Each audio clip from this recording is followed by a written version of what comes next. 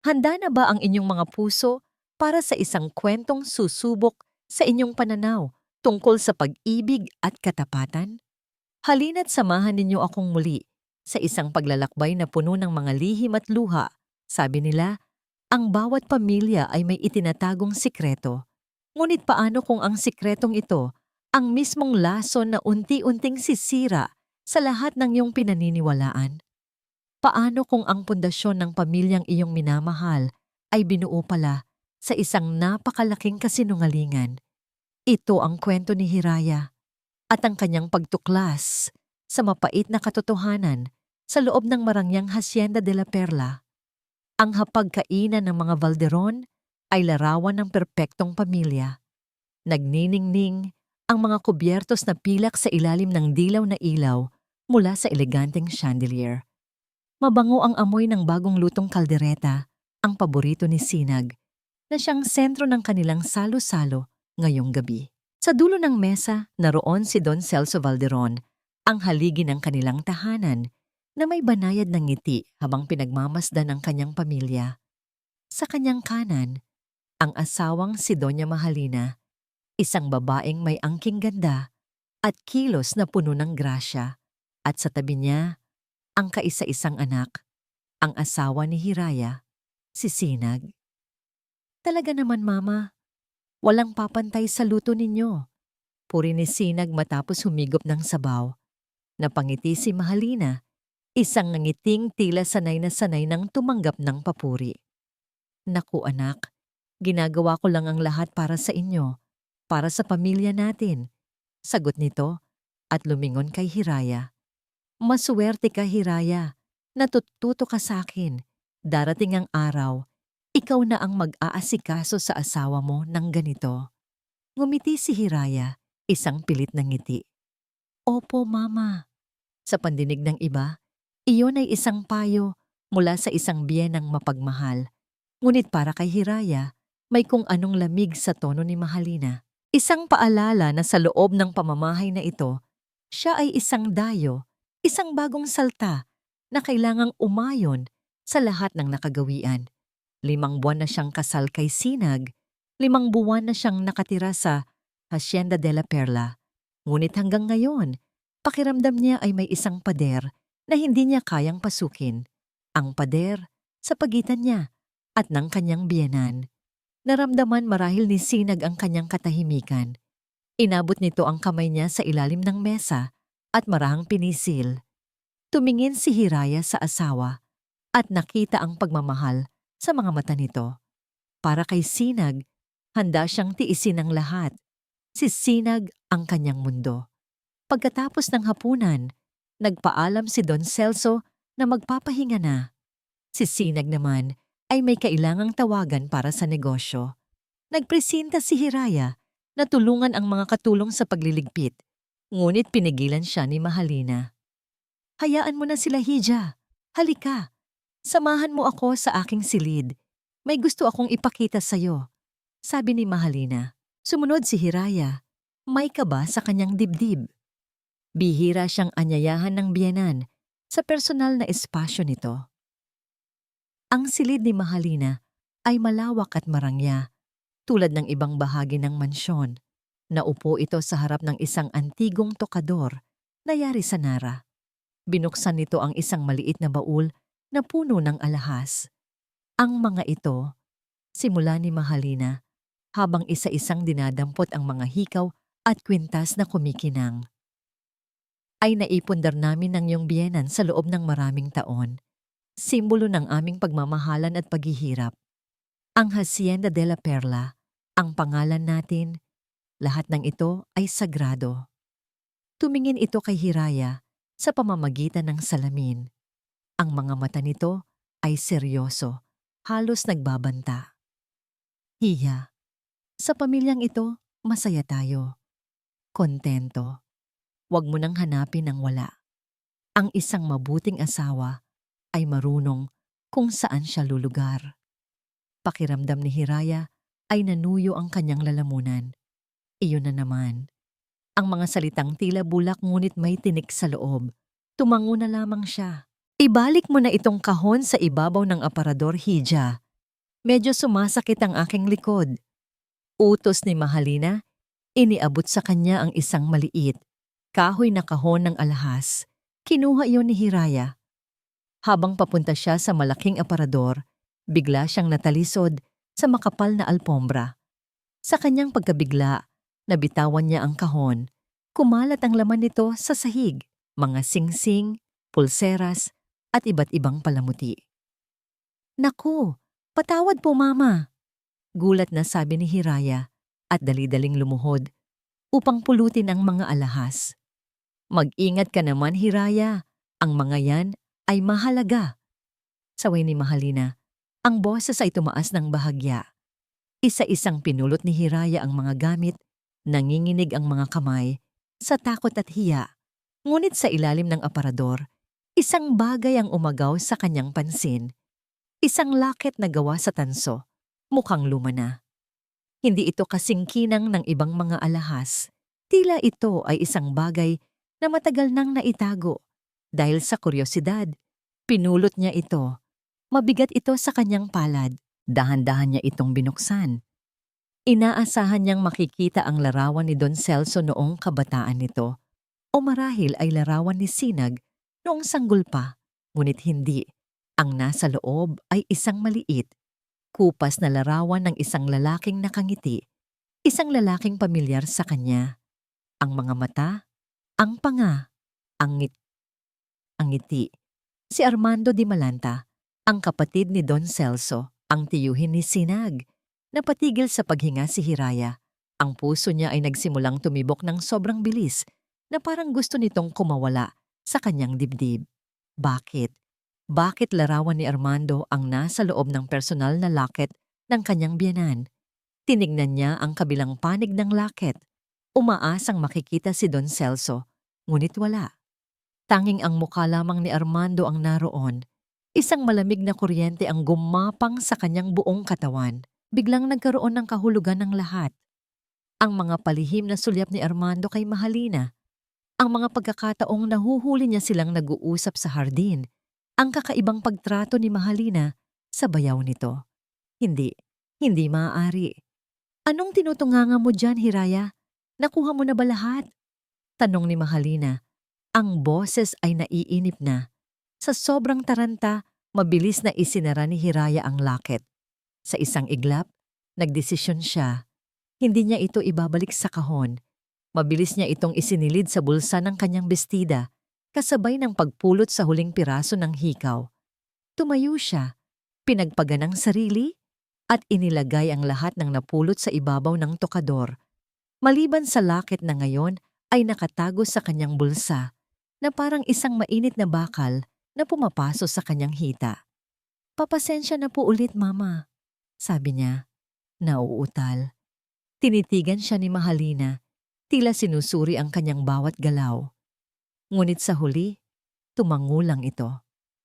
Sige na, lumabas ka na. Dali-daling lumabas si Hiraya ng silid, pakiramdam niya ay hindi siya makahinga. Pagkasara niya ng pinto, sumandal siya rito at kinapa ang locket sa kanyang bulsa. Totoo ito. Hawak niya ang isang bagay na hindi niya dapat nakita. At sa sandaling iyon, naririnig niya ang mga yabag. Papalapit sa pinto mula sa loob. Mga yabag ni Mahalina. Ang katotohanan ay parang isang anino. Palagi itong nandyan, naghihintay sa tamang sandali upang magpakita. Ngunit sa Hacienda de la Perla, ang anino ay may dalang panganib at ang bawat hakbang palapit dito ay isang sugal na ang taya ay buhay at pag-ibig. Hawak ni Hiraya sa kanyang bulsa ang unang piraso ng katotohanan. Isang pirasong mabigat, mainit at nagbabaga. At ngayong gabi, hahanapin niya ang taong maaaring magbigay liwanag sa dilim. Nanginginig ang mga tuhod ni Hiraya habang mabilis niyang tinatahak ang pasilyo pabalik sa kanyang silid. Ang bawat tiktak ng malaking orasan sa sala ay parang dagundong sa kanyang dibdib. Ang bawat anino mula sa sinag ng buwan na tumatagos sa bintana ay tila mga matang nakamasid sa kanya. Pagkapasok sa kwarto, isinara niya ang pinto ng walang ingay at isinandal ang likod dito. Hinahabol ang kanyang hininga. Dumiretso siya sa kama. Naroon si Sinag, mahimbing na natutulog, walang kamalay-malay sa bagyong namumuo sa loob ng kanilang tahanan. Gusto niyang gisingin ito. Gusto niyang isumbat ang lahat. Gusto niyang ipakita ang locket at tanungin kung bakit. Paano? Ngunit pinigilan niya ang sarili. Paano kung hindi siya paniwalaan ni Sinag? Paano kung magalit ito? Kilala niya ang asawa. Para kay Sinag, si Mahalina ay isang santa. Ang pagdudahan ng kanyang ina ay katumbas ng isang malaking kasalanan. Kailangan niya ng higit pa sa isang lumang locket. Kailangan niya ng kasiguraduhan. Kailangan niya ng kakampi. May isang tao siyang naisip. Isang taong matagal nang naninilbihan sa pamilya bago pa man dumating si Mahalina. Isang taong nakikita ang lahat, ngunit nananatiling tahimik sa isang sulok. Si Diwa. Dahan-dahan, naglakad si Hiraya palabas ng silid, sinisigurong hindi magigising si Sinag. Ang tungo niya ay ang kusina. Umaasa siyang naroon pa ito, nag-aayos bago matulog. Naabutan niya si Diwa na nagtitimpla ng mainit na tsa, nakaupo mag-isa sa maliit na mesa para sa mga katulong. Ang mukha nito ay nagpapakita ng pagod mula sa maghapong trabaho, ngunit ang mga mata nito ay gising na gising, puno ng talino at pagmamasid. Nang makita siya ni Diwa, bahagya itong nagulat. "Senyorita Hiraya, bakit gising pa po kayo? May kailangan po ba kayo?" Umiling si Hiraya at umupo sa tapat nito. Ang mga kamay niya ay nanginginig sa ibabaw ng mesa. "May gusto po sana akong itanong, Nanay Diwa. Isang bagay na sensitibo." Ang pagtawag niya rito ng nanay ay nagpalambot sa ekspresyon ni Diwa, ngunit ang salitang sensitibo ay muling nagpabalik ng pader sa pagitan nila. Itinikom ni Diwa ang kanyang bibig. Hinawakan ng mas mahigpit ang kanyang tasa ng tsaa at naghintay. Ang kanyang katahimikan ay mas malakas pa kaysa sa anumang salita. Tungkol po ito kay Doña Mahalina. Hirap na pagpapatuloy ni Hiraya. Isang bahagyang pagbabago ang gumuhit sa mukha ni Diwa. Isang halos di makitang pag-igting ng kanyang panga. "Ang senyora po? Mabuti naman po siya." Halata ang pag-iwas sa kanyang tono. Alam ni Hiraya na kailangan niyang maging direkta. Huminga siya ng malalim at mula sa kanyang bulsa, dahan-dahan niyang inilabas ang tansong locket. Ang mga kamay niya ay nanginginig, kaya't gumawa ito ng maliit na kalansing nang ilapag niya ito sa ibabaw ng lamesang kahoy. Hindi na kinailangan ni Hiraya na buksan pa ito. Ang mga mata ni Diwa ay nanlaki nang makita ang locket. Tila ba nakakita ito ng isang multo mula sa nakaraan. Ang kulay sa kanyang mukha ay nawala at ang tasa ng tsaa sa kanyang kamay ay bahagyang umalog.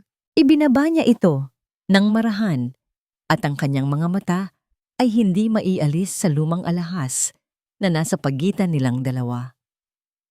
Saan niyo po nahanap yan, senyorita?" Basag ang boses na tanong ni Diwa. Nahulog po mula sa kahon ng alahas ni Mama. Sagot ni Hiraya, ang boses niya ay halos pabulong na. "May laman po itong larawan po ni Senyor Armando." Isang malalim na buntong hininga ang pinakawalan ni Diwa. Isang tunog ng pagod at matagal nang dinadalang bigat. Ipinikit niya ang kanyang mga mata na tila may inaalalang isang masakit na pangitain. Pagmulat niya, ang mga mata niya ay puno ng awa at takot. Awa para kay Hiraya at takot sa kung ano ang maaaring mangyari. "Matagal ko nang ipinagdarasal na sana hindi na muling magpakita ang locket na yan," mahinang sabi ni Diwa. Ang tingin ay nakapako pa rin sa bagay na yon. "Akala ko'y itinapon na niya." "Nanay Diwa, ano po ang ibig sabihin nito?" tanong ni Hiraya. Ang kanyang boses ay naglalaman ng pagsusumamo. Ang mga tingin nila sa isa't isa, ang mga pag-uusap nila. "Nababaliw na po ba ako?" Umiling si Diwa at sa wakas, tumingin ito ng diretso sa mga mata ni Hiraya. Hindi ka nababaliw, Hija. Ang nakikita mo ay totoo. Ang nararamdaman mo ay tama. Ang kumpirmasyong yon ay parang isang suntok sa sikmura ni Hiraya. Totoo nga, ang lahat ng kanyang hinala ay totoo. Matagal na. Pagpapatuloy ni Diwa, ang boses ay puno ng pait. Mas matagal pa kaysa sa kasal nila ni Don Celso. Mga bulong na hindi ko dapat marinig. Mga sulyap na iba ang kahulugan. May mga gabing kapag wala si Don Celso, kapag nasa Maynila para sa negosyo, ang kalesa ni Senyor Armando, ang huling umaalis sa hacienda, sa oras na tulog na ang lahat. Napatakip si Hiraya sa kanyang bibig, pinipigilan ng isang hikbi. Ang imahe ay masyadong malinaw, masyadong masakit. Ang kanyang mabait na biyenang lalaki, si Don Celso, ay niloloko sa sarili nitong pamamahay. Ngunit kailangan mong mag-ingat, Hiraya. Mariing babala ni Diwa, ang kanyang mga mata ay seryoso. Hindi mo kilala si Doña Mahalina. Ang nakikita mo ay isang maamong mukha. Ngunit sa likod nito ay isang isip na kayang gawin ng lahat para makuha ang gusto niya at protektahan ang kanyang mga sikreto. Siya ay mapanganib. Pero, kailangan po malaman ni Tatay Celso ang totoo. Kailangan malaman ni Sinag, giit ni Hiraya. At paano mo ito sasabihin? Gamit ang isang laket? Umiling si Diwa. Itatanggi niya ang lahat. Ikaw ang lalabas na masama. Ikaw ang sisiraan niya. Sasabihin niyang nagseselos ka lang. At si Senyorito Sinag, sasambahin niya ang lupa kung saan naglalakad ang kanyang ina. Hindi siya maniniwala sa'yo. Nawalan ng pag-asa si Hiraya. Tama si Diwa. Ano ang laban niya sa isang babaeng perpekto sa mata ng kanyang anak? Kung ganoon po, ano ang gagawin ko? Tanong niya. Ang boses ay halos mawala na. Saglit na nag-isip si Diwa. Lumapit ito ng bahagya, na tila ba may mga tainga ang dingding ng kusina. Mayroon pa, bulong nito. Mayroon pang isang bagay, isang kahon na gawa sa kamagong. Itinatago niya sa ilalim ng sahig ng kanyang pribadong silid-aklatan. Nandoon ang mga sulat. Mga sulat? Tumango si Diwa. Mga sulat mula kay Armando, bago pa man siya ikasal. Nakita ko siyang binabasa ang mga yon isang gabi. Akala niya ay tulog na ako. Ang mga iyon, Hija. Ang mga yon ang hindi niya maitatanggi. Isang bagong determinasyon ang sumilay sa puso ni Hiraya. Kailangan niyang makuha ang mga sulat na yon. Iyon ang magiging katibayan niya. Pero paano po ako makakapasok doon? Palagi pong nakakandado ang silid na yon. Sabi ni Hiraya. Tumingin si Diwa sa kaliwat kanan. Sinisigurong wala talagang ibang tao. Mula sa kanyang bulsa, kinuha niya ang isang maliit at halos kalawangin ng susi. Galing ito sa dating hardinero. Paliwanag ni Diwa. Duplika ito ng halos lahat ng pinto sa mansyon. Itinago ko para sa oras ng kagipitan. Hindi ko akalain na darating ang araw na ito. Iniabot ni Diwa ang susi kay Hiraya. Malamig ito sa kanyang palad. Ito na ang simula ng lahat. Ang susi sa katotohanan. Hinawakan ni Diwa ang kamay ni Hiraya ng mahigpit. Ang kanyang mga mata ay puno ng pag-aalala. Makinig ka, Hija, mariing sabi niya. Kung gagawin mo ito, wala nang atrasan. Kailangan mong maging matalino at maingat. Huwag kang magpapadala sa iyong puso. Tumango si Hiraya. Nilunok ang takot na bumabara sa kanyang lalamunan. Tinitigan siya ni Diwa at ang huling sinabi nito ay tumatak sa isip ni Hiraya na parang isang malamig na pangako. Mag-iingat ka, Hija. Baka ito na ang maging katapusan mo. 2 araw ang lumipas na parang mga karayom na tumutusok sa pasensya ni Hiraya. Bawat ngiti ni Mahalina, bawat pag-akbay ni Armando kay Don Celso, bawat halakhak sa hapagkainan ay parang lason sa kanyang pandinig. Ang laket ay nakatago sa ilalim ng kanyang mga damit at ang susi ay nasa palad niya tuwing gabi. Isang malamig na paalala ng kanyang misyon. Ang pagkakataon ay dumating noong Miyerkules ng hapon. Inanunsyo ni Mahalina na siya at si Armando ay pupunta sa Karatig Bayan para asikasuhin ang ilang papeles ng kanilang lupain. Isang perpektong pagkakataon. Tumingin si Hiraya kay Diwa at isang tahimik na pagtango mula sa matanda ang naging hudyat nila. Nang makaalis na ang sasakyan ng dalawa at nang si Don Celso ay nasa kanyang opisina sa ibaba at si Sinag ay abala sa mga manggagawa sa tubuhan, sinimulan na nila ang kanilang plano. Ngayon na, Hija, bulong ni Diwa habang nagpupunas ng isang plorera sa pasilyo, nagsisilbing bantay. Ang puso ni Hiraya ay dumadagundong sa kanyang dibdib. Dahan-dahan siyang naglakad patungo sa silid-aklatan ni Mahalina, isang lugar na bihira niyang pasukin. Ang amoy ng lumang papel at katad ang sumalubong sa kanya. Ang mga pader ay napapalibutan ng mga librong hindi na yata nabubuksan. Nilapitan niya ang pinto. Nakakandado, gaya ng inaasahan. Kinuha niya ang kalawanging susi mula sa kanyang bulsa. Sa nanginginig na kamay, isinuksok niya ito sa susian.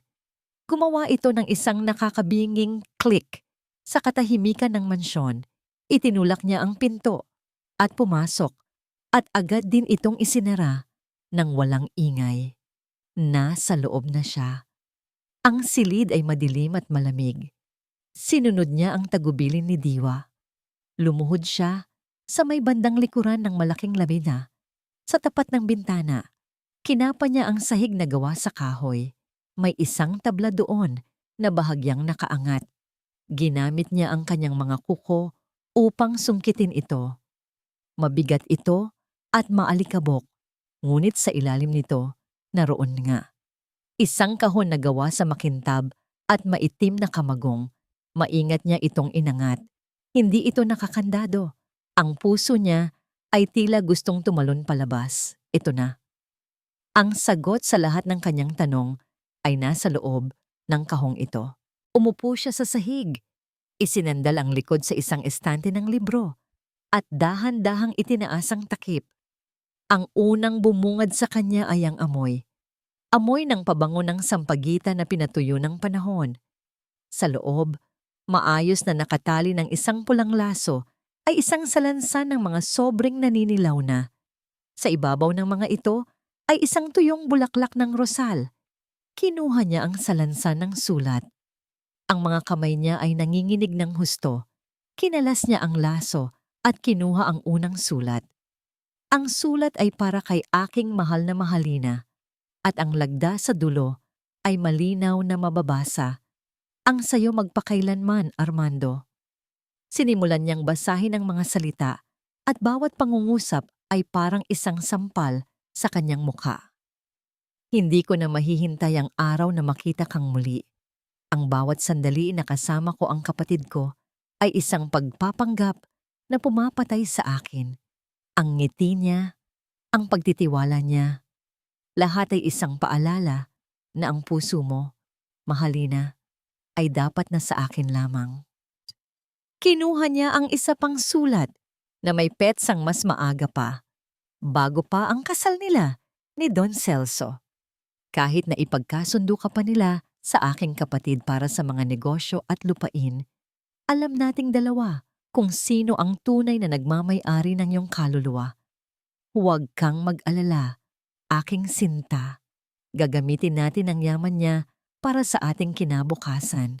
Si Celso ang tulay, ngunit ako ang iyong hantungan. Hindi na napigilan ni Hiraya ang isang hikbi. Ngunit hindi ito hikbi ng lungkot. Ito ay hikbi ng galit. Isang nag-aalab na galit para sa pagtataksil na napakatagal nang nangyayari. Ang lahat ay isang plano pala. Ang kasal, ang pamilya, isang malaking kasinungalingan para sa pera at kasakiman. Hija, mahinang tawag ni Diwa mula sa labas ng pinto. Binuksan ni Hiraya ang pinto at ipinakita ang mga sulat. Nakita ni Diwa ang mga luha sa kanyang mga mata at ang apoy ng galit sa loob nito. Tumangulang ang matanda, isang tahimik na pag-unawa sa lahat ng sakit na nararamdaman niya. Kailangan niyang malaman, sabi ni Hiraya. Ang boses ay basag, ngunit puno ng determinasyon. Kailangan malaman ni Tatay Celso ang katotohanan. Hindi na ako papayag na lokohin pa siya ng ganito. Hindi na. Hinawakan niya ng mahigpit ang mga sulat, ang kanyang ebidensya, ang kanyang sandata. Ito na ang katapusan ng kanilang pagpapanggap. Ngunit habang nakatayo sila roon sa pasilyo, sa gitna ng kanilang determinasyon at galit, isang pamilyar na tunog ang bumasag sa katahimikan ng hapon. Ang tunog ng mga gulong ng sasakyan na lumilikha ng lagitik sa graban ng daanan papasok ng hasyenda. Nagkatinginan sila ni Diwa. Ang kanilang mga mukha ay puno ng pagkasindak. Dumungaw sila sa bintana ng pasilyo. Ang itim na kotse ni Armando. Bumalik sila. Masyadong maaga. Ang mga ilaw ng sasakyan ay sumilay sa bintana na parang dalawang matang humahanap sa kanila sa dilim.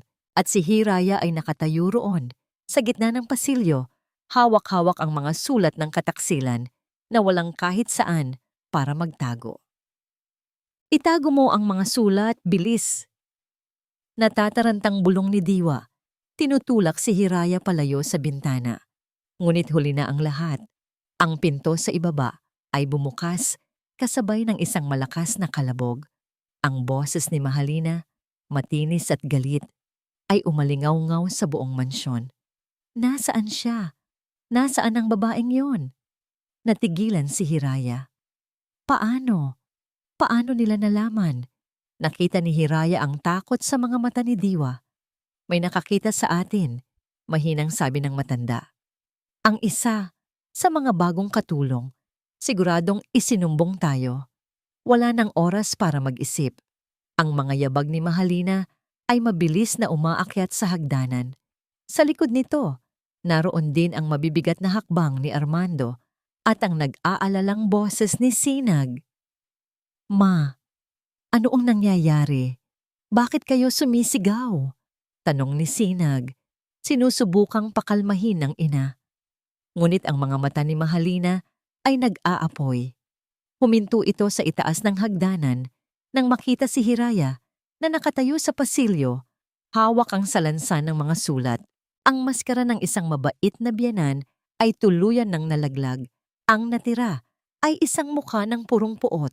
Ayan siya, ang ahas na pinatululoy natin sa ating pamamahay.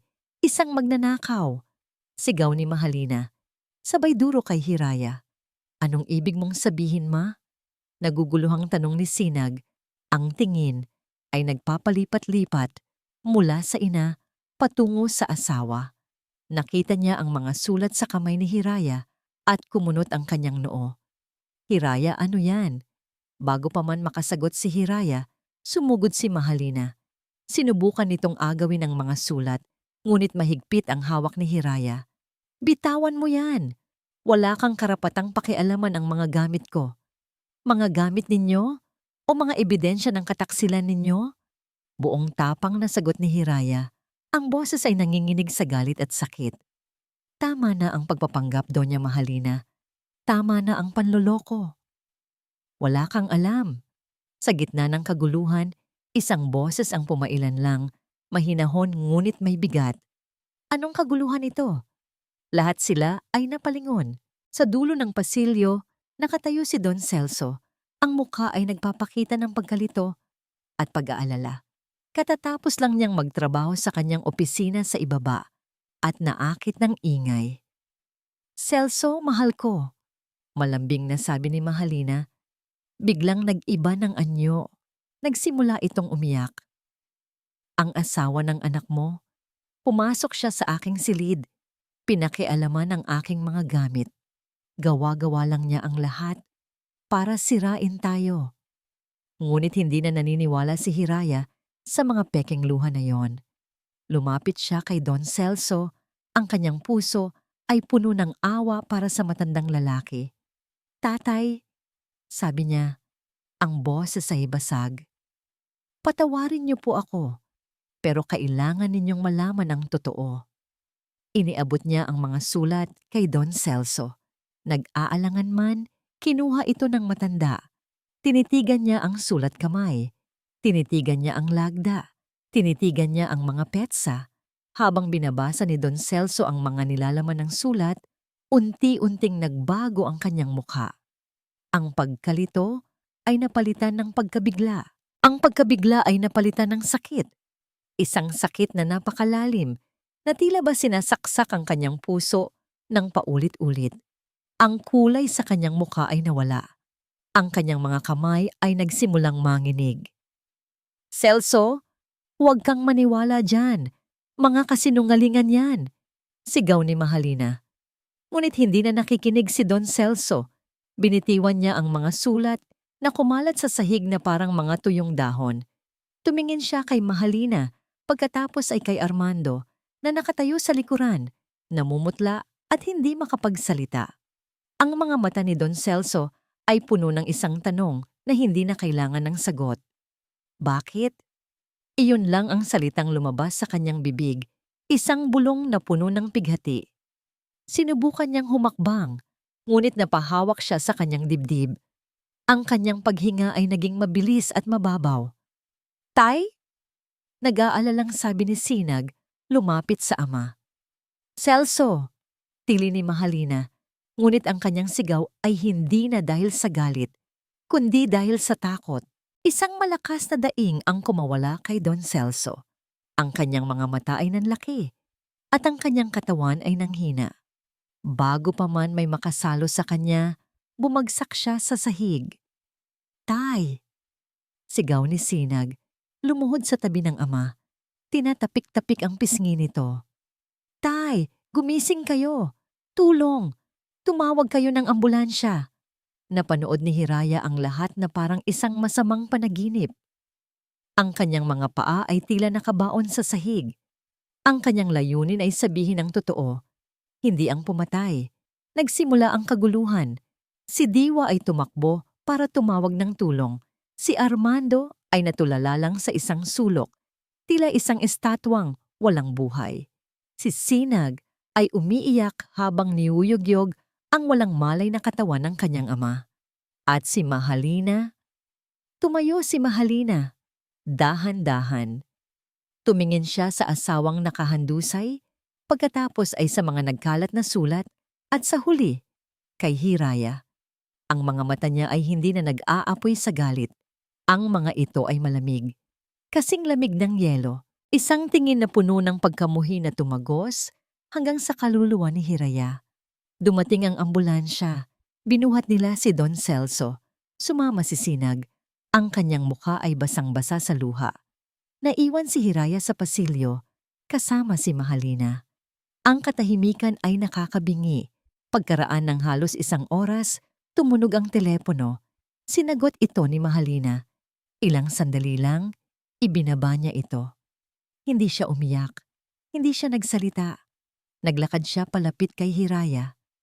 At isang malakas na sampal ang dumapo sa pisngi ni Hiraya na nag-iwan ng nag-aapoy na sakit. "Masaya ka na?" Malamig na tanong ni Mahalina. Ang boses ay walang emosyon. Patay na siya. At sa sandaling iyon, gumuho ang mundo ni Hiraya. Humakbang si Mahalina patungo sa hagdanan, kung saan si Sinag ay kararating lang, ang kanyang mga mata ay namumula at walang buhay. Nakita niya ang pulang marka sa pisngi ni Hiraya. Nakita niya ang ina na nakatayo sa harap nito. Tumingin si Mahalina sa kanyang anak. Ang kanyang mukha ay biglang napuno ng hinagpis. Ang kanyang mga luha ay nagsimulang bumuhos na parang isang talon. "Sinag, anak ko." Humagulgol siya, yumakap sa anak. "Pinatay niya ang tatay mo. Pinatay niya ang asawa ko." At sa pagitan ng nakakabinging katahimikan at ng humahagulgol na kasinungalingan, lumingon si Mahalina. Tumingin siya ng diretso kay Hiraya at sa likod ng kanyang mga luha, isang malamig, mapanagumpay na ngiti ang sumilay. Pagkatapos, itinuro niya si Hiraya at sa harap ng kanyang nalilitong anak, ibinigkas niya ang mga salitang tatapos sa lahat. "Mamamatay tao ka." Ang mga sumunod na araw ay isang malaking blangko sa isipan ni Sinag. Ang lamay ay parang isang mahabang panaginip na puno ng mga taong nakaitim, mga bulong ng pakikiramay, at ang amoy ng mga bulaklak na tila sumisipsip sa lahat ng hangin sa loob ng mansyon. Umupo siya sa tabi ng kabaong ng kanyang ama, ngunit hindi niya magawang tumingin ng diretso rito. Ang bawat sulyap ay nagbabalik sa imahe ng kanyang ama na nakahandusay sa sahig ng pasilyo. Ang mga mata ay bukas at puno ng sakit. Ang kanyang ina, si Mahalina, ay palaging nasa kanyang tabi. Mahina, marupok, at palaging umiiyak.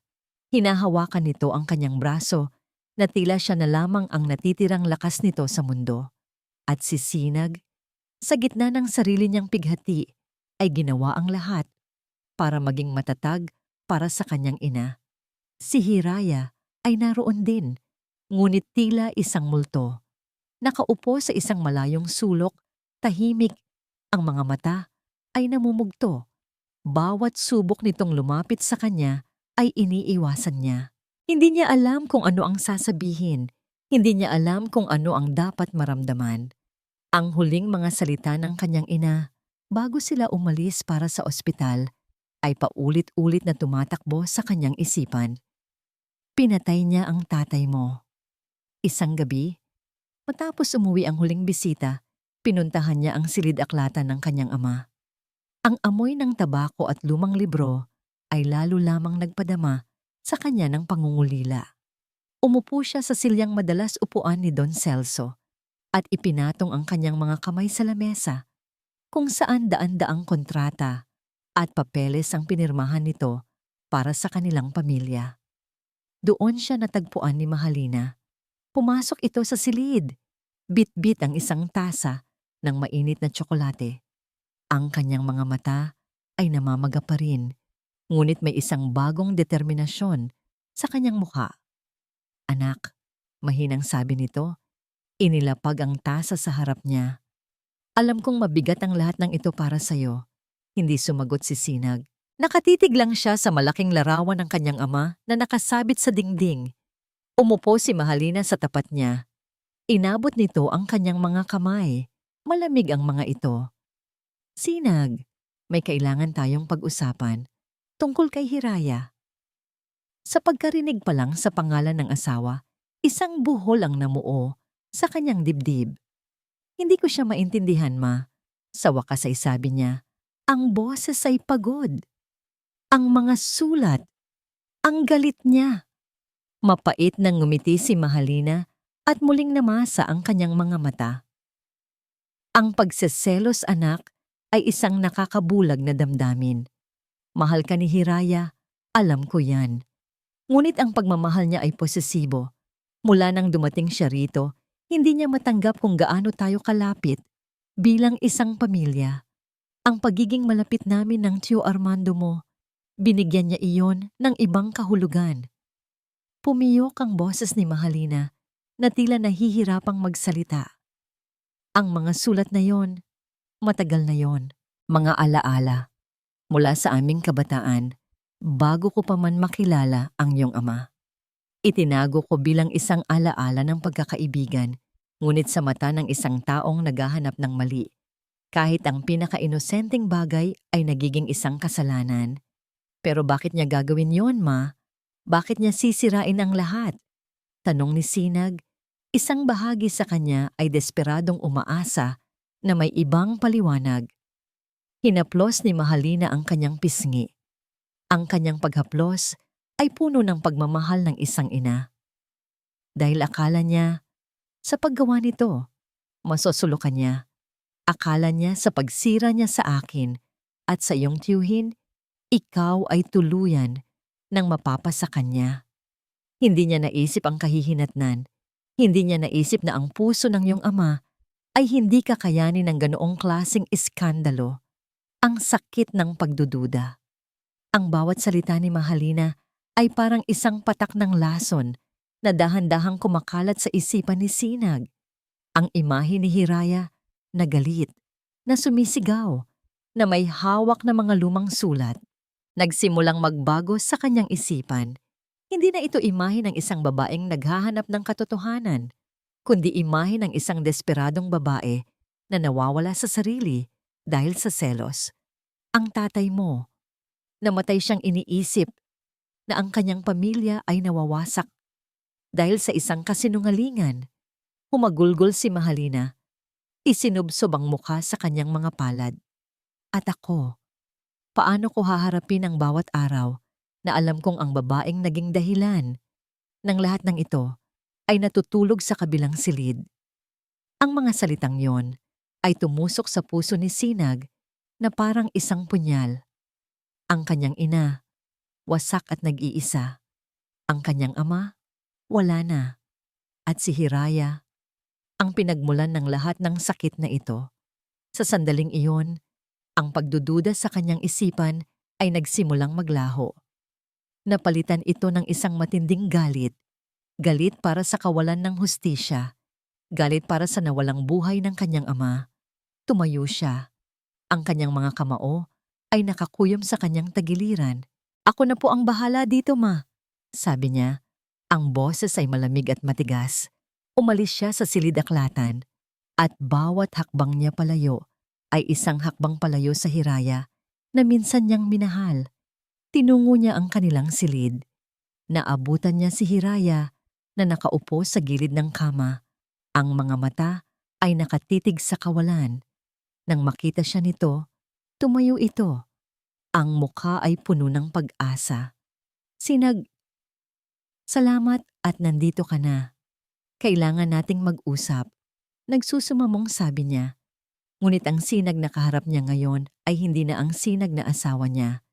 Ang mga mata nito ay walang emosyon, maliban sa isang malamig na apoy sa kaloob-looban. Mag-usap? Mapait niyang tanong.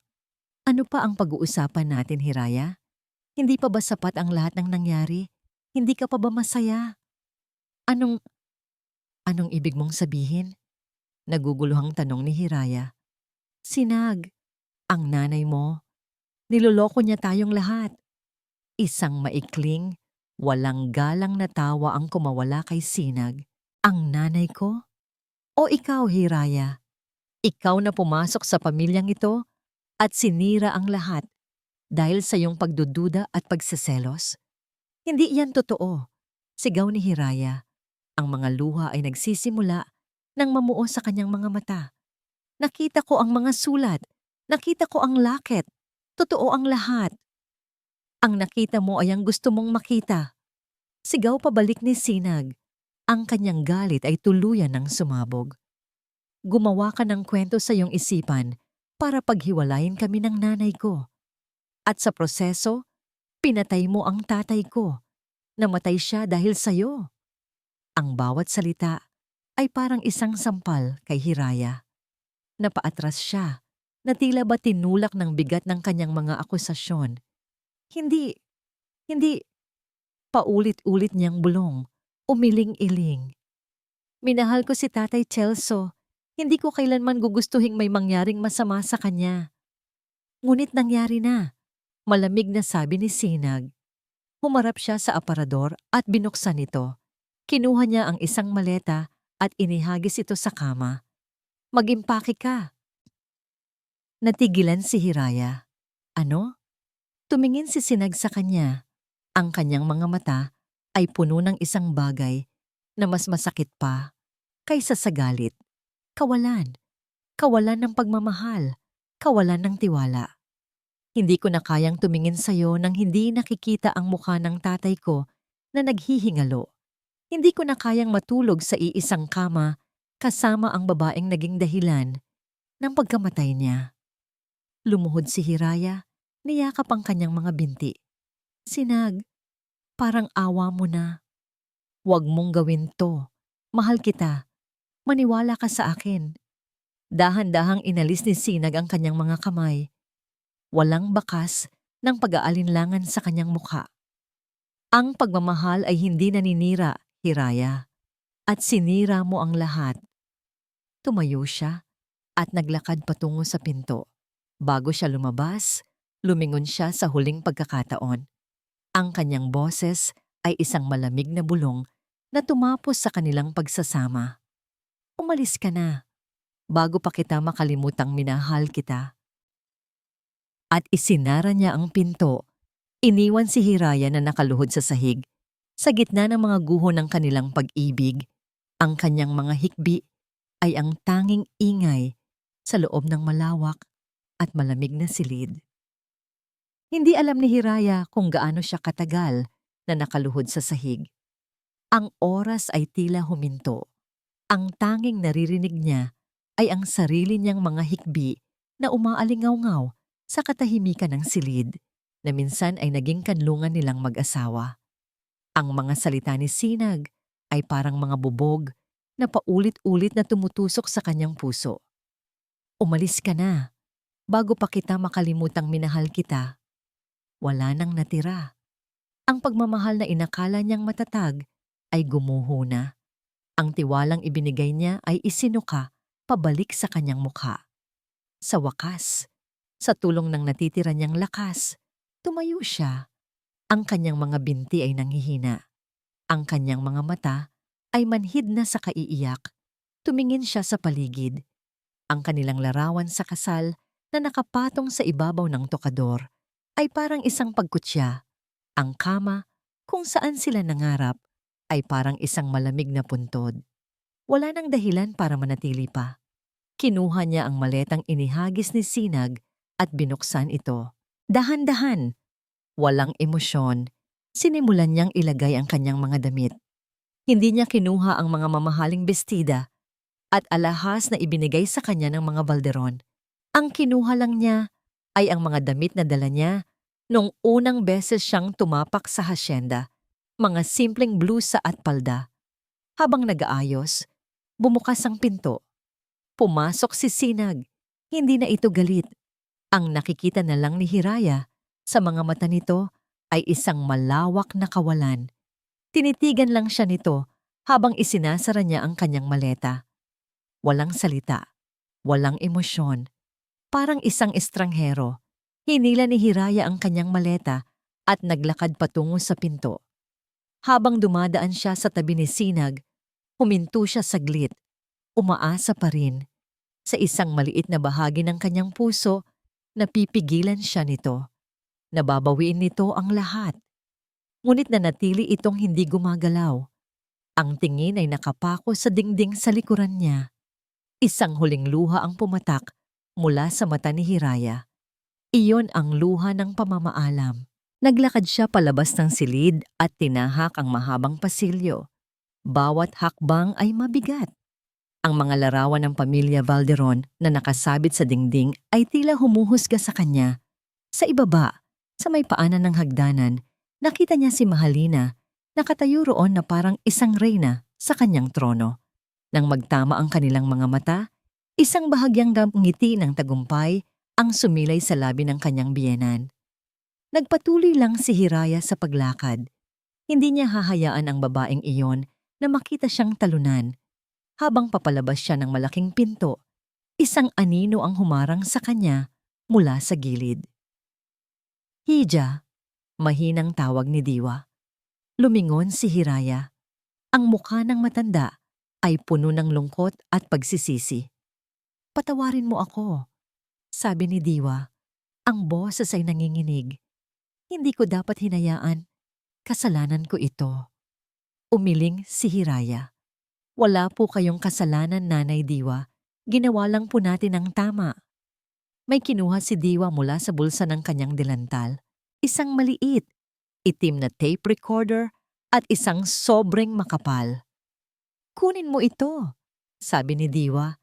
Isinilid ang mga ito sa shoulder bag ni Hiraya.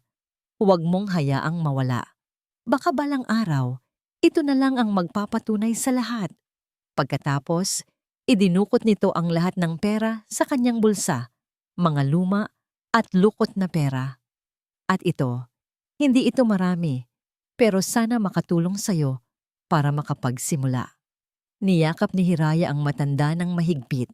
Si Diwa na lang ang natitirang kakampi niya sa buong mundo. Salamat po. Maraming salamat po sa lahat. Mag-ingat ka, anak. Humihikbing sabi ni Diwa. Huwag kang susuko. Bumitaw si Hiraya sa yakap. Sa huling pagkakataon, tinignan niya ang malaking mansyon, ang Hacienda de la Perla. Ang lugar na minsan niyang tinawag na tahanan, na ngayon ay isa ng simbolo ng kanyang kabiguan.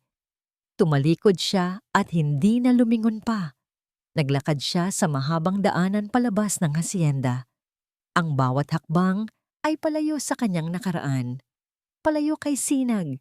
Nang marating niya ang malaking tarangkahan, huminto siya at tumingin sa karatula. Hacienda de la Perla. Perlas, isang hiyas na nabubuo mula sa sakit at paghihirap. Isang bus ang huminto sa tapat niya. Hindi niya alam kung saan ito papunta.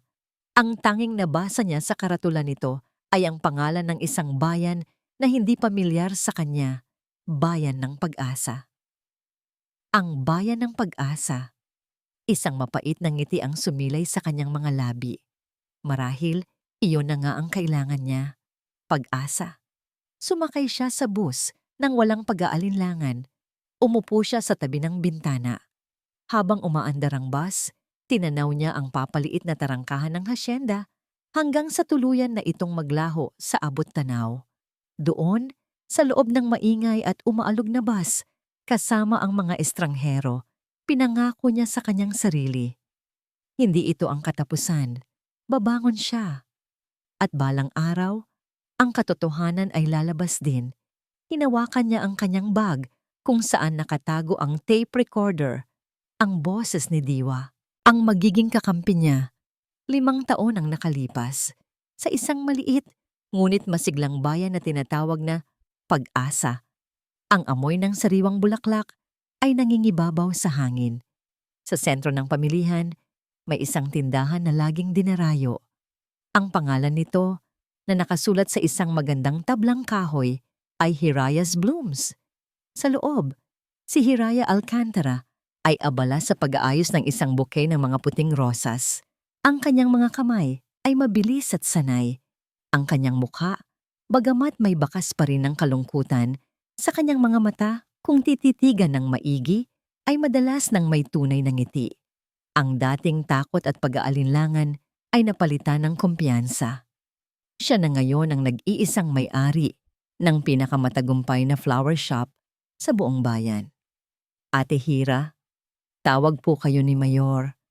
Kinukumpirma po yung order para sa fiesta. Sabi ng isa sa kanyang mga tauhan, isang dalagang nagngangalang Lori. Pakisabi, Lori, on the way na mamayang hapon, siguraduhin mong pinakasariwa ang mga ilalagay nating sampagwita, ha? Nakangiting sagot ni Hiraya, hindi inaalis ang tingin sa kanyang ginagawa. Mula sa isang babaeng pinalayas at walang dala kundi ang kaunting perang bigay ni Diwa, itinayo ni Hiraya ang kanyang bagong buhay.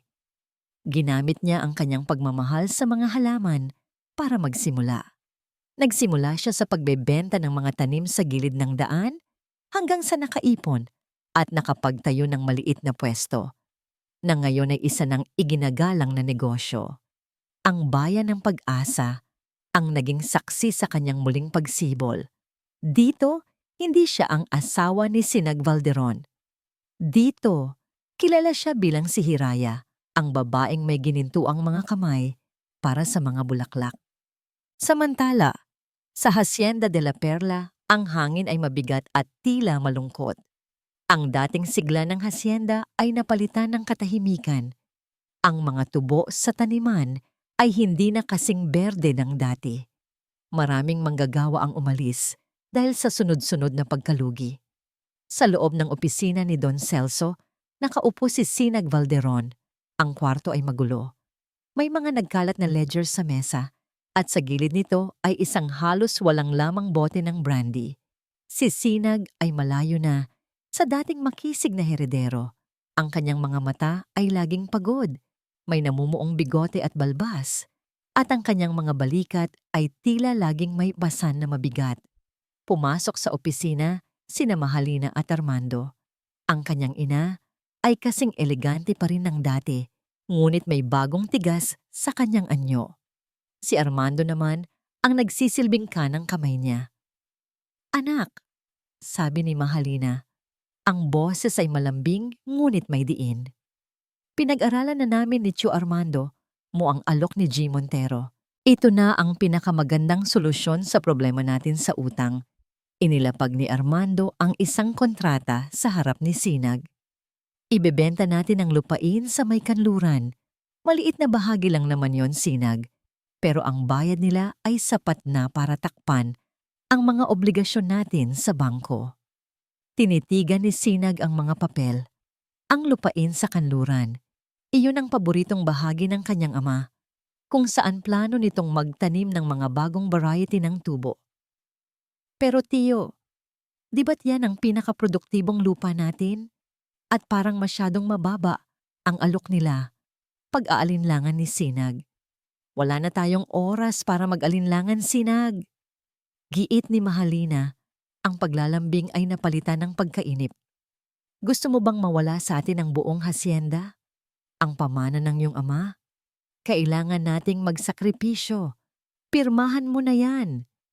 Sa ilalim ng presyon mula sa ina at sa bigat ng mga problema, kinuha ni Sinag ang pluma. Sa isang nanginginig na kamay, pinirmahan niya ang kontrata. Isinuko niya ang isa na namang piraso ng alaala ng kanyang ama. Pagkaalis ng kanyang ina at tiyuhin, naiwan siyang mag-isa. Muli siyang nagsali ng alak sa kanyang baso at ininom ito ng isang lagukan. Tumingin siya sa larawan ng kanyang ama. "Patawad, Tay," bulong niya. "Ginagawa ko ang lahat, pero parang lalo lang nasisira." Nang gabing iyon, sa kanyang silid, sa gitna ng isang lasing na pagkakatulog, isang pangalan ang paulit-ulit na binubulong ng kanyang mga labi. Isang pangalan na sa loob ng 5 taon ay pilit niyang kinalimutan ngunit hindi kailanman nawala. Hiraya. Patawad. Hiraya.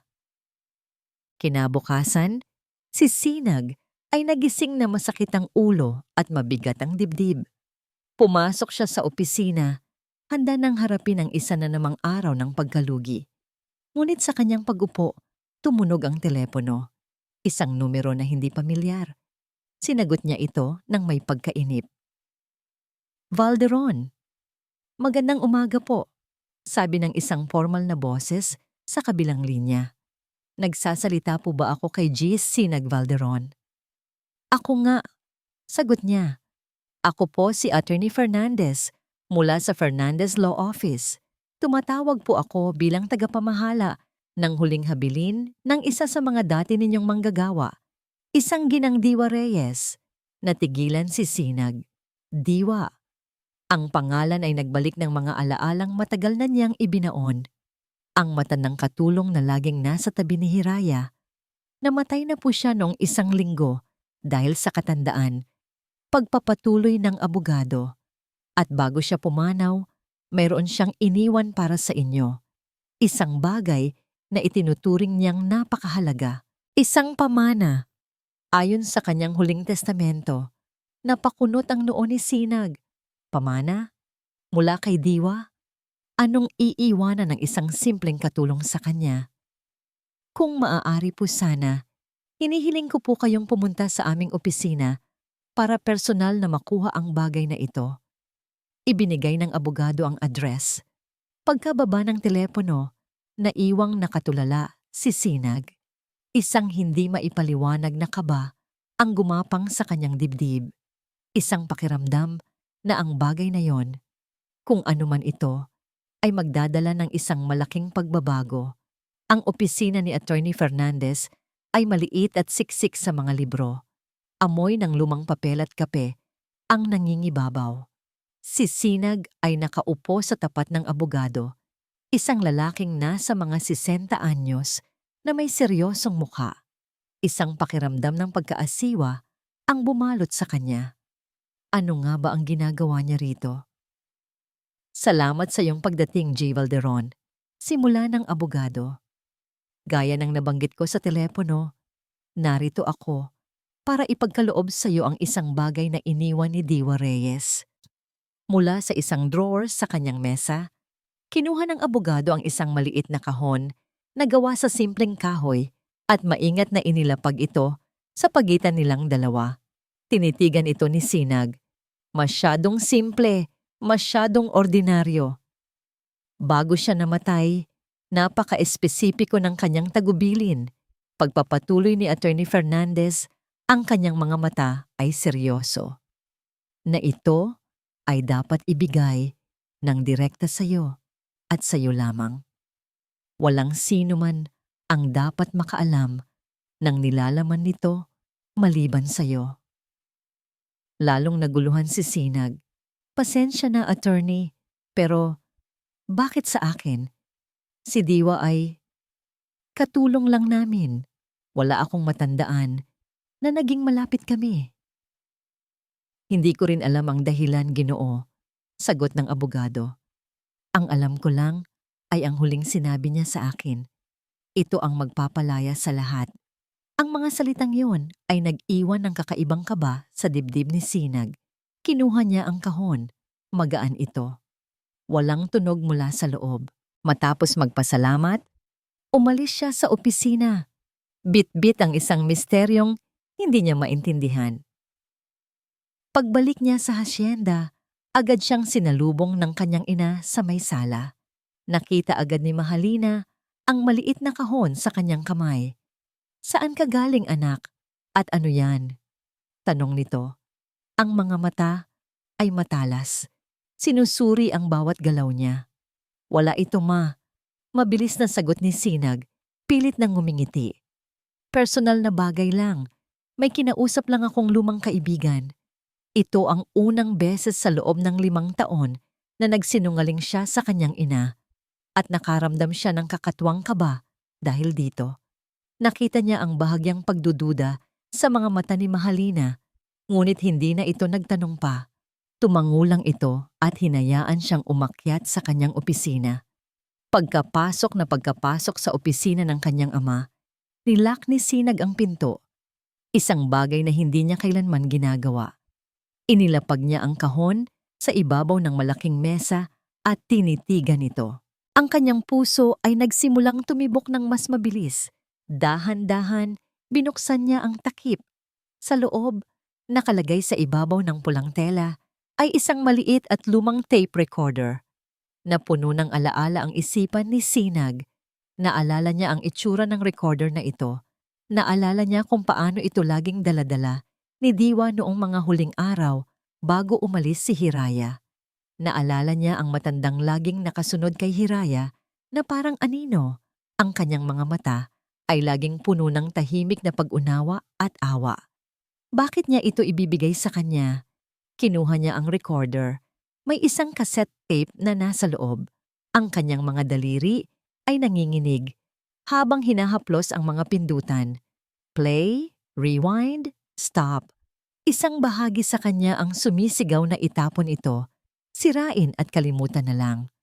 Ang mabuhay sa pamilyar na sakit na kanyang kinasanayan sa loob ng 5 taon. Ngunit ang isang bahagi, ang bahaging hindi kailanman tuluyang nakalimot kay Hiraya, ay gustong malaman, gustong marinig ang tinig na magpapalaya sa lahat. Umupo siya sa silya ng kanyang ama. Ang bigat ng kanyang pamana, ang bigat ng kanyang mga pagkakamali, ay lahat nasa kanyang mga balikat. Tinitigan niya ang recorder na nasa kanyang mga kamay.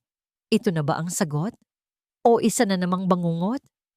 Pumikit siya, huminga ng malalim, at buong diin na pinindot ang play button. Isang mahinang kaluskos ang unang narinig, ang tunog ng lumang tape na nagsisimulang umikot. Ang kaluskos ng lumang tape ay napalitan ng isang boses. Isang boses na mahina, hirap sa paghinga, at puno ng pagsisisi.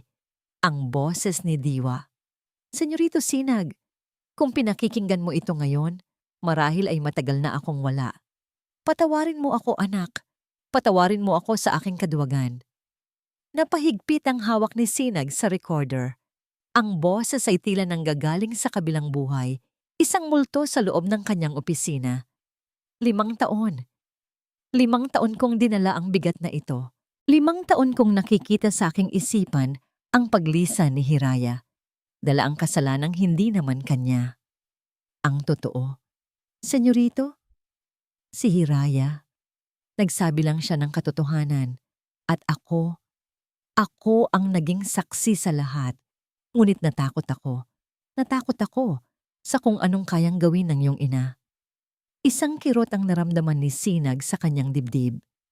Pamilyar na kirot. Ang kirot ng pagdududa na pilit niyang ibinaon, 5 taon na ang nakalipas. Mayroon pa sanang isang bagay na gusto kong malaman mo. Pagpapatuloy ng tinig ni Diwa, ang boses ay halos pabulong na. Isang bagay na mas malalim pa sa mga sulat, ngunit hindi ko na kayang sabihin. Pakinggan mo na lang. Pakinggan mo. Biglang naputol ang boses ni Diwa. Ang sumunod ay ilang segundong katahimikan, pagkatapos ay isang malakas na kalabog na tila ang recorder ay itinago o ibinagsak. At pagkatapos, 2 boses, mga boses na napakapamilyar sa kanya. Ang boses ng kanyang ina at ng kanyang tiyo Armando. Ang tunog ay bahagyang mahina, tila ni-record ng palihim. Nagtatalo sila.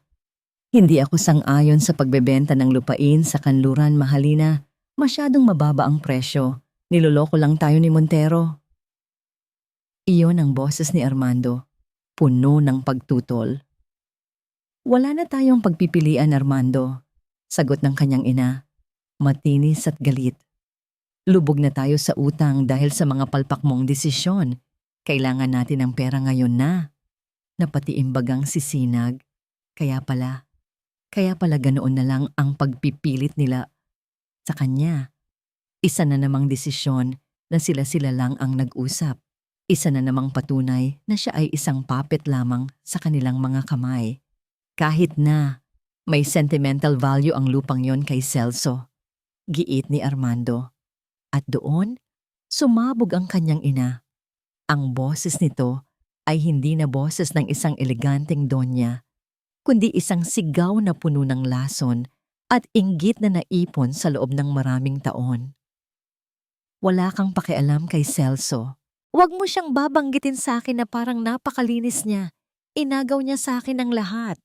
Mahalina, maghunos dili ka. Huwag mo akong utusan. Kung mayroon mang walang karapatang magsalita tungkol kay Celso, ikaw yon, Armando, dahil habang buhay kang nagtago sa anino niya. Nagpanggap na kapatid, nagpanggap na kaibigan. Nagpatuloy ang sigawan at bawat salita ay parang isang dagok sa pagkatao ni Sinag. Ngunit ang huling mga salita, ang mga huling salita ng kanyang ina, ang siyang tuluyang pumatay sa kanya. Sa gitna ng kanyang galit, isinigaw ni Mahalina ang isang sikretong hindi na nito napigilan pa. Isang katotohanang nakakalason na sa kanya mula sa loob. Wala kang karapatan kay Celso dahil si Sinag, anak natin siya. Dugo at laman mo. Katahimikan. Ang mga salita ay tila humiwalay sa tape at lumutang sa hangin. Nanatili doon, umiikot-ikot sa isipan ni Sinag. Anak natin siya. Dugo at laman mo. Nabitiwan ni Sinag ang recorder. Bumagsak ito sa sahig. Ngunit ang tape ay nagpatuloy sa pag-ikot.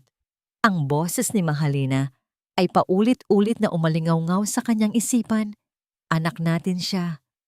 Isang matinding pagkahilo ang naramdaman niya. Napakapit siya sa mesa. Ang kanyang paghinga ay huminto. Ang mundo sa paligid niya ay nagsimulang umikot. Ang mga larawan sa dingding, ang larawan ng kanyang ama, si Celso, na nagtuturo sa kanya kung paano mga bayo. Ang larawan nilang tatlo na masayang magkakasama noong Pasko. Lahat ay naging isang malaking kasinungalingan. Anak natin siya. Ang lalaking tinawag niyang tatay sa buong buhay niya ay hindi niya ama. Ang lalaking tinawag niyang tiyo ay ang kanyang tunay na ama. Ang babaeng sinamba niya at pinaniwalaan ay ang siyang naglihim at nanloko sa kanilang lahat, si Hiraya. Sinabi niya ang totoo at ipinagtabuyan niya ito. Isang alon ng pagsusuka ang umakyat sa kanyang lalamunan. Sumuka siya sa basurahan sa ilalim ng mesa. Ang kanyang katawan ay nanginginig. Ang kanyang mundo ay hindi lang gumuho. Ito ay pinasabog. Dinurog hanggang sa maging abo. Pagkatapos ng ilang sandali, tumigil ang kanyang panginginig. Ang matinding pagkabigla ay napalitan. Napalitan ng isang bagay na mas malamig, mas madilim, at mas mapanganib. Puot. Isang dalisay at nag-aalab na puot. Dahan-dahan, pinulot niya ang tape recorder mula sa sahig. Hinawakan niya ito na parang isang sandata. Tumayo siya. Ang sinag na puno ng pag-aalinlangan at pighati ay wala na. Ang sinag na nakatayo ngayon ay isang taong ninakawan ng pagkatao. Isang taong handa ng maningil. Ang kanyang mga mata ay namumula. Hindi dahil sa luha, kundi dahil sa galit na kayang manunog ng buong hasyenda. Hawak ang recorder. Naglakad siya palabas ng opisina. Bawat hakbang niya ay mabigat. Bawat hakbang ay may layunin. Ang kanyang destinasyon, ang sala, kung saan narinig niyang nagtatawanan ang kanyang ina at ang kanyang tunay na ama. Walang kamalay-malay sa bagyong dala niya. Naabutan ni Sinag ang kanyang ina at tiyuhin sa sala. Nakaupo sa eleganteng sopa, nagkakape habang pinag-uusapan ang mga plano para sa lupang naibenta. Ang kanilang mga muka ay kampante, tila mga hari at reyna sa kanilang kaharian. Hindi nila napansin ang pagdating niya hanggang sa tumayo siya sa kanilang harapan. Sinag, anak, kanina ka pa namin hinihintay para sa... Napatigil si Mahalina sa pagsasalita nang makita ang mukha ng anak. Ang mga mata ni Sinag ay walang buhay, ngunit sa likod ng mga ito ay may isang nagngangalit na apoy. Ang kanyang panga ay matigas. Ang kanyang buong anyo ay nagbabadya ng panganib. Anong problema, anak? Nag-aalalang tanong ni Mahalina, bahagyang tumatayo. Hindi sumagot si Sinag. Sa halip, marahan niyang inilapag ang maliit na tape recorder sa ibabaw ng lamesitang gawa sa salamin. Isang matinding kaba ang biglang gumuhit sa mukha ni Mahalina. Kinilala niya ang recorder. Ito ang recorder na laging dala ni Diwa. Tumingin siya kay Armando na napakunot din ng noo. Hindi nauunawaan ang nangyayari. May gusto lang akong iparinig sa inyo, sabi ni Sinag. Ang kanyang boses ay sobrang kalmado. Isang katahimikang mas nakakatakot kaysa sa anumang sigaw. Pinindot niya ang rewind button at ang tunog ng mabilis na pag-ikot ng tape ay pumuno sa silid. Pagkatapos ay pinindot niya ang play, ang boses ni Diwa. Pagkatapos ang pagtatalo ni Mahalina at Armando. Ang lahat ng salita ay umalingaw-ngaw sa marangyang sala. Bawat isa ay parang isang martilyong pumupukpok sa pundasyon ng kanilang pamilya. Namutla si Armando. Ang kanyang tasa ng kape ay nanginginig sa kanyang kamay. Si Mahalina naman ay nanigas sa kanyang kinauupuan. Ang kanyang mga mata ay nanlalaki sa takot at hindi makapaniwala. At sa wakas, ang huling, nakamamatay na mga salita. Wala kang karapatan kay Celso dahil si Sinag, anak natin siya. Dugo at laman mo. Pinindot ni Sinag ang stop. Ang katahimikan na sumunod ay nakakabingi. Kasinungalingan yan. Ang unang salitang lumabas sa bibig ni Mahalina, ang kanyang boses ay nanginginig at puno ng desperasyon. Gawa-gawa lang yan. Siniraan tayo ni Diwa bago siya mamatay. Sinungaling ang matandang yon. Tumingin siya kay Sinag. Ang kanyang mga mata ay puno ng peking luha. Handa nang gamitin ang kanyang pinakamalakas na sandata, ang pagiging isang kaawa-awang ina. Sinag, anak, maniwala ka sa akin. Ako ang nanay mo. Paanong? Huwag mo akong tawaging anak. Ang sigaw ni Sinag ay napakalakas, na parang isang kulog na yumanig sa buong mansyon.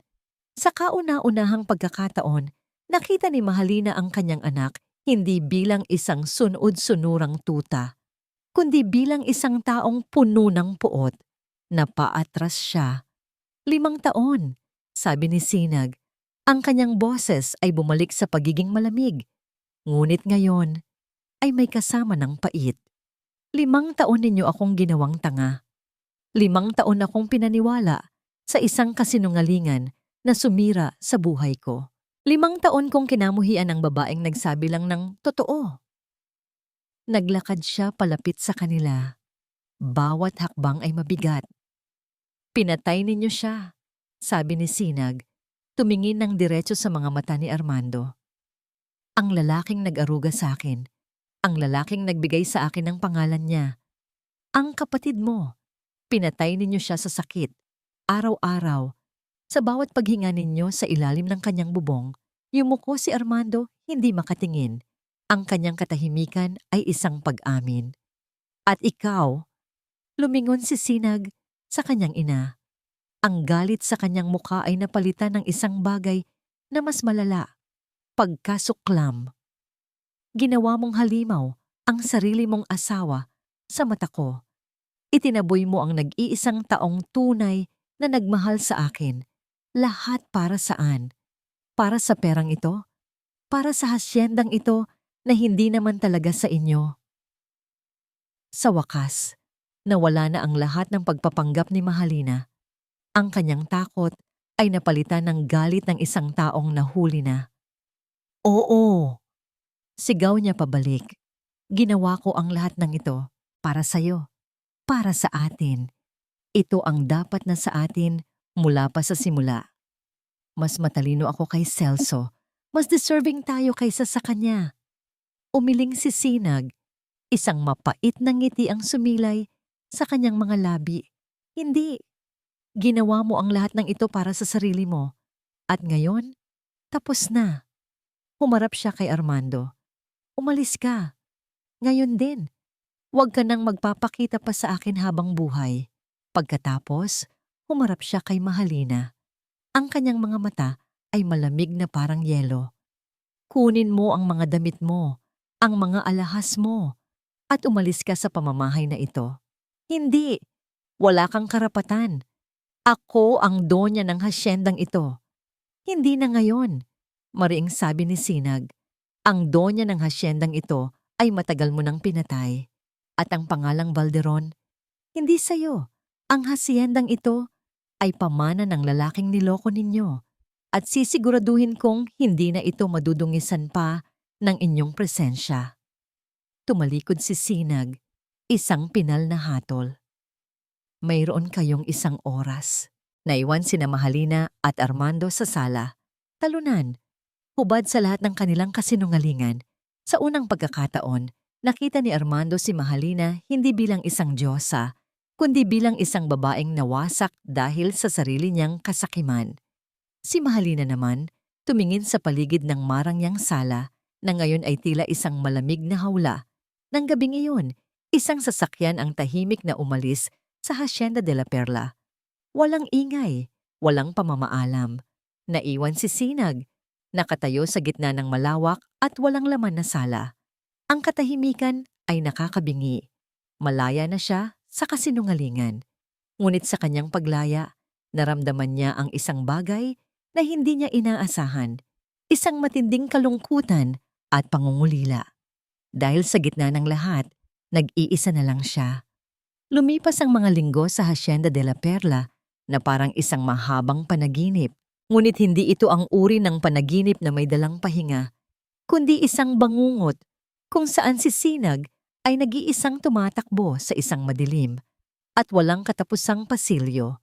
Ang katahimikan sa mansyon ay nakakabingi. Wala na ang mga pekeng namangiti ng kanyang ina. Wala na ang anino ng kanyang tiyuhin. Ang natira na lang ay ang mga multo ng nakaraan at ang malamig na katotohanan ng kanilang kasalukuyan. Ang hacienda ay namamatay. Araw-araw, tinititigan ni Sinag ang mga ledger. Ang mga numero ay kulay pula. Utang, pagkalugi, palugi ng palugi. Ang mga desisyong ginawa ni Mahalina at Armando ay parang mga lason na ngayon pa lang lumalabas ang epekto. Ang mga manggagawa ay kakaunti na lang. Ang dating lunti ang mga tubo ay naninilaw na. Tila mga kalansay na nakatayo sa ilalim ng araw. Sumisigaw ng kapabayaan. Isang hapon, nakatayo si Sinag sa beranda. Tinitingnan ang lupain ng kanyang ama. ang lupain ni Celso Valderon. Dito siya natutong mga bayo. Dito siya tinuruang magmahal sa lupa. At ngayon, sa ilalim ng kanyang pamumuno, ang lahat ng ito ay unti-unting naglalaho. Hindi ko kaya. Bulong niya sa hangin. Hindi ko kaya ng mag-isa. Sa unang pagkakataon, mula nang malaman niya ang totoo, inamin niya sa kanyang sarili ang kanyang kahinaan. Ang lahat ng itinuro sa kanya ni Mahalina at Armando tungkol sa negosyo ay mali. Ang lahat ng kanyang ginawa sa loob ng 5 taon ay mali. At sa gitna ng kanyang desperasyon, isang pangalan ang pumasok sa kanyang isipan. Isang mukha, isang pag-asa, Hiraya. Ang pag-iisip pa lang sa kanya ay nagdulot ng matinding kirot at hiya sa kanyang dibdib. Paano niya haharapin ang babaeng winasak niya? Anong mukha ang ihaharap niya? Ngunit kasabay ng hiya ay ang isang maliit na tinig na nagsasabing siya lang ang makakatulong. Siya na nagmula sa wala at nakapagtayo ng sarili niyang mundo. Siya na hindi kailanman naging gahaman. Siya na ang tanging hangad lang noon ay ang katotohanan. Kinabukasan, bago pa man sumikat ang araw, gumawa si Sinag ng isang desisyon. Nilunok niya ang lahat ng kanyang pride, ang lahat ng kanyang kahihiyan. Sumakay siya sa kanyang pickup truck, hindi para pumunta sa bangko o sa mga supplier, kundi para sa isang mas mahabang paglalakbay. Ang biyahe papuntang Bayan ng Pag-asa ay mahaba. Bawat kilometro ay isang pagkakataon para umatras. Ano ang sasabihin ko? Tanong niya sa sarili. May karapatan pa ba akong humarap sa kanya? Ngunit ang imahe ng naghihingalong hasyenda, ang alaala ng mabuting mukha ni Celso Valderon, ang nagtulak sa kanya para magpatuloy. Hindi ito para sa kanya. Ito ay para sa pamana ng kanyang itay. Nang marating niya ang Bayan ng Pag-asa, tila pumasok siya sa ibang mundo. Ang bayan ay masigla, puno ng kulay at buhay. Nagtanong siya kung saan matatagpuan ang Hiraya's Blooms. Itinuro siya ng lahat sa sentro ng pamilihan at doon nakita niya ito. Ang tindahan ay hindi malaki, ngunit ito'y kaakit-akit. Puno ng mga bulaklak na iba't iba ang kulay, maayos na nakaayos sa mga florera at paso. Ang amoy ng mga rosas at sampagita ay humahalo sa hangin. At sa gitna ng lahat ng iyon, naroon si Hiraya. Nakatayo siya, nakikipagtawanan sa isang customer. Ang kanyang buhok ay nakapusod ng simple. Ang kanyang suot ay isang ordinaryong blusa at maong na pantalon. Ngunit sa mata ni Sinag, hindi pa siya kailanman naging ganito kaganda. Mayroon siyang isang aura ng kapayapaan at kumpiyansa. Hindi na siya ang Hiraya na iniwan niya. Ito ay isang bagong babae, isang babaeng binuo ang sarili mula sa mga piraso na siya mismo ang dumurog. Naramdaman ni Sinag ang kanyang pagiging maliit. Ang kanyang maruming pickup truck at gusot na damit ay tila hindi nababagay sa maliwanag na mundong nilikha ni Hiraya. Humakbang siya palapit. Ang kanyang puso ay kumakabog na parang tambol. Sakto namang umalis na ang customer. Lumingon si Hiraya para ayusin ang isang vase ng mga sunflower at doon nagtama ang kanilang mga mata. Ang ngiti sa mga labi ni Hiraya ay dahan-dahang nawala. Ang kanyang mga mata ay nanlaki sa pagkabigla. Ang 1,000 emosyon ay dumaan sa kanyang muka sa loob ng ilang segundo. Gulat, sakit, pag-aalinlangan. Hindi siya nagsalita. Hindi rin nakapagsalita si Sinag. Nakatayo lang sila roon. Ilang talampakan ang pagitan, ngunit parang isang karagatan ang naghihiwalay sa kanila.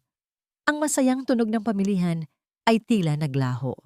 Sa wakas, si Sinag ang unang bumasag sa katahimikan. Humakbang siya palapit. Bawat hakbang ay isang pakikipaglaban sa sarili niyang kahihiyan. Huminto siya sa harap mismo ni Hiraya. Hiraya, sabi niya, ang kanyang boses ay garalgal at halos hindi marinig. Tinitigan lang siya ni Hiraya. Ang kanyang mga mata ay maingat, naghihintay. Nalaman ko na, pagpapatuloy ni Sinag, ang mga salita ay hirap na lumabas. Nalaman ko na ang lahat, Hiraya. Ang totoo, isang bahagyang pagbabago ang nakita niya sa mga mata nito. Isang kislap ng isang bagay na hindi niya mabasa. 5 taon akong naging bulag.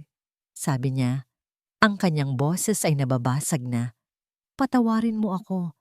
Patawarin mo ako dahil hindi ako naniwala sa'yo. Patawarin mo ako sa lahat. At doon, sa harap ng tindahan na simbolo ng lakas ni Hiraya, ginawa ni Sinag ang isang bagay na hindi niya kailanman inakalang gagawin niya. Yumuko siya, hindi bilang isang balderon, hindi bilang isang hasyendero, kundi bilang isang lalaking wasak at puno ng pagsisisi. Patawarin mo ako, Hiraya, at tulungan mo ako. Tumingala siya. Ang kanyang mga mata ay puno ng luhang hindi niya napinigilan. Tulungan mo akong iligtas ang pamana ni Itay. Hindi kumibo si Hiraya. Nakatitig lang ito sa kanya. Ang kanyang mukha ay isang blankong canvas. Hindi galit, hindi awa. Isang malalim, hindi maarok na katahimikan. Ang hangin sa pagitan nila ay mabigat sa mga salitang hindi masabi at sa sakit ng nakaraan. Naghintay si Sinag. Bawat segundo ay parang isang kawalang hanggan para sa kanyang hatol. Ang katahimikan sa pagitan nila ni Sinag ay tila tumagal ng habambuhay. Nakita ni Hiraya ang bawat emosyon sa mukha nito. Ang hiya, ang pagsisisi, ang desperasyon. Nakita niya ang bigat ng 5 taon sa kanyang mga balikat. At sa pagtitig niya sa lalaking minsan niyang minahal ng buong buo, wala siyang naramdamang galit. Wala ring paghihiganti. Ang naramdaman niya ay isang malalim na awa. At sa ilalim nito, isang kislap ng dating pagmamahal na hindi kailanman tuluyang namatay. Tumayo ka, Sinag, mahinang sabi ni Hiraya. Ang kanyang boses ay kalmado, ngunit may bigat ng karanasang dala ng panahon. Dahan-dahang tumayo si Sinag, ang kanyang mga mata ay hindi maialis sa kanya. Naghihintay ng kanyang pasya. Babalik ako, pagpapatuloy ni Hiraya. Ngunit hindi bilang asawa mo, hindi bilang ang Hiraya na ipinagtabuyan mo. Isang bahagyang sakit ang gumuhit sa mukha ni Sinag, ngunit tumango siya. Kahit ano, Hiraya, kahit ano. Babalik ako bilang isang business partner, maring sabi ni Hiraya. Ibibigay ko ang lahat ng aking kaalaman para itayong muli ang Hacienda de la Perla. Ngunit sa isang kondisyon, lahat ng desisyon, pag-uusapan nating dalawa. Walang lihiman, walang pilitan. Partnership. Maliwanag? Tumango si Sinag nang walang pag-aalinlangan. Maliwanag. At iyon ang naging simula ng kanilang bagong kabanata. Ang pagbabalik ni Hiraya sa hasyenda ay ibang-iba sa kanyang paglisan. Pumasok siya sa malaking tarangkahan hindi bilang isang talunang asawa, kundi bilang isang babaeng may sariling paninindigan at kapangyarihan. Ang mga natitirang manggagawa ay sinalubong siya ng gulat at paggalang. Ang mga unang linggo ay mahirap. Ang mga problema ng hasyenda ay mas malala pa kaysa sa inaakala ni Sinag. Ngunit si Hiraya, gamit ang kanyang talino sa pagnenegosyo na nahasa sa loob ng 5 taon, ay unti-unting gumawa ng mga pagbabago. Nakipag-usap siya sa mga supplier, gumawa ng mga bagong kasunduan. Si Sinag naman, sa kauna-unahang pagkakataon, ay natutong makinig. Naging mag-aaral siya ng babaeng minsan niyang itinuring na mahina. Magkasama nilang nilakad ang mga tubuhan. Magkasama nilang hinarap ang mga bangko. Magkasama silang nagtrabaho mula umaga hanggang gabi. Sa kanilang pagtatrabaho, dahan-dahang naghilom ang mga sugat. Nakita ni Sinag ang lakas ni Hiraya. Nakita naman ni Hiraya ang tunay na pagsisisi at pagbabago ni Sinag. Pinatunayan ni Sinag sa gawa, hindi sa salita, na iba na siya. Isang hapon, matapos ang isang matagumpay na pakikipag-usap sa isang malaking kooperatiba na pumayag bumili ng kanilang mga ani, nagkayayaan silang bisitahin ang isang lugar na matagal na nilang iniiwasan. Ang puntod ni Don Celso Valderon, Tahimik silang tumayo sa harap ng malamig na lapida. Nilinis ni Hiraya ang ilang mga tuyong dahon sa ibabaw nito. "Patawarin niyo po ako, Tay," mahinang sabi ni Sinag. Ang kanyang boses ay puno ng emosyon. "Patawad kung naging mahina ako, kung hindi ko po kayo na ipagtanggol." "Naiintindihan niya," sagot ni Hiraya. "At alam kong masaya siya ngayon dahil nakikita niyang inaalagaan mo ang kanyang pinakamamahal na pamana." Lumingon si Sinag kay Hiraya. "Kasama ka doon, Hiraya, sa mga pinakamamahal niyang pamana at sa akin din." Hinawakan ni Sinag ang kanyang mga kamay. "Alam kong wala akong karapatan. Alam kong ang hinihiling ko ay sobra-sobra. Pero sa bawat araw na kasama kita, Hiraya, lalong lumilinaw sa akin na hindi ko lang kailangan ang tulong mo sa negosyo. Kailangan kita sa buhay ko." Hindi sumagot si Hiraya, ngunit hindi rin niya binawi ang kanyang mga kamay. Lumipas pa ang mga buwan. Ang Hacienda de la Perla ay unti-unti nang bumabangon. Muling naging luntian ang mga tubuhan. Ang tawa ng mga manggagawa ay muling narinig. Ang mansyon ay hindi na malamig at malungkot. Isang umaga, sa may hardin kung saan unang namukadkad ang pag-ibig nila, nilapitan ni Sinag si Hiraya. Wala siyang dalang mamahaling singsing, wala siyang inihandang magarbong sorpresa. Ang dala niya lang ay isang maliit na supot. "Ano yan?" Nakangiting tanong ni Hiraya. "Nang umalis ka, namatay ang lahat ng rosas sa hardin na ito," sabi ni Sinag. "Sinubukan kong buhayin, pero ayaw na nilang mamulaklak. Siguro dahil alam nilang wala na ang hardinerang nag-alaga sa kanila." Binuksan niya ang kanyang palad. Sa loob nito ay hindi isang diamante, kundi isang buto. Isang buto ng puno. "Hindi ko na susubukang ibalik ang dati, Hiraya. Dahil ang dati ay itinayo sa isang pundasyong marupok." Sabi niya, ang kanyang mga mata ay puno ng sinseridad. "Gusto kong magtanim ng bago. Kasama ka." Tumingin siya ng diretso sa mga mata ni Hiraya. "Gusto kong itanim ito kasama mo, Hiraya. Itayo natin ang lahat mula sa katotohanan, mula sa pagpapatawad, mula sa pangalawang pagkakataon. Pakakasalan mo ba akong muli?" Mga luha ang namuo sa mga mata ni Hiraya. Ngunit sa pagkakataong ito, hindi ito mga luha ng sakit, kundi mga luha ng kaligayahan at paghilom. Dahan-dahan, kinuha niya ang buto mula sa palad ni Sinag. "Oo," bulong niya. Magkasama silang lumuhod sa lupa. Gumawa sila ng maliit na butas at maingat na inilagay ang buto. Tinabunan nila ito ng lupa. Ang kanilang mga kamay ay nagkahawak sa ibabaw nito. Sa ilalim ng sumisikat na araw, sa muling nabuhay na Hacienda de la Perla, itinanim nila ang simbolo ng kanilang bagong simula. Isang pag-ibig na sinubok ng pinakamatinding pagtataksil, ngunit muling tumubo, mas matatag at mas totoo, mula sa lupa ng katotohanan. At dito nagtatapos ang kwento ni Hiraya at Sinag. Mula sa puso ng inyong lingkod, isang taos-pusong pasasalamat po sa inyong pagsama sa akin sa isa na namang emosyonal na paglalakbay. Bawat kabanata na aking isinulat ay nilakipan ko ng dasal na sana'y maramdaman ninyo ang bawat pighati, bawat galit, at bawat pag-asang naramdaman din ng ating mga tauhan. Ang pagsulat sa kwento ni Hiraya at Sinag ay isang paalala na ang buhay ay hindi perpekto. Lahat tayo ay may kanya-kanyang pinagdadaanang sakit. Mga kasinungalingang sumusubok sa ating katatagan at mga pusong minsay na dudurog. Ngunit ito rin ay isang kwento ng pagbangon. Isang patunay na kahit sa pinakamadilim na gabi, laging may pagsikat ng araw na naghihintay. Naway baunin natin ang aral na ang pagpapatawad ay isang regalong ibinibigay natin hindi para sa iba, kundi para sa ating sariling kapayapaan.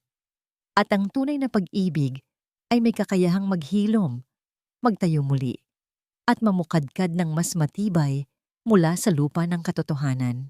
Ngayon, nais ko namang marinig ang inyong tinig. Anong bahagi ng kwento ang pinakatumatak sa inyong puso? Ano ang aral na inyong natutunan na mananatili sa inyo? Mangyari po lamang na ibahagi ninyo ang inyong mga saloobin sa comment section. Bawat isa po sa mga ito ay mahalaga sa akin. Muli, maraming salamat po. Hanggang sa ating muling pagsasama sa susunod na kwento.